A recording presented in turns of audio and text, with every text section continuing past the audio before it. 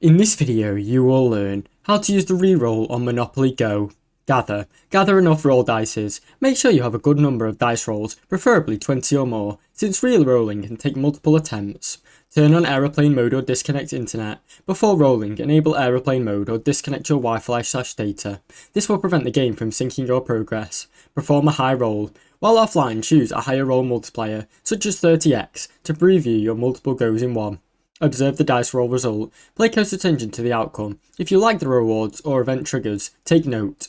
Close the app and clear cache. If the result were not favourable and you did not like them, close the app and clear in cache, then reopen the app. Some users uninstall and reinstall the app to reset the roll sequence. Reconnect the internet and roll normally. Once you're satisfied with the roll preview, reconnect to your internet. Open the game and roll using your smaller dice multiplier to follow the favourable path.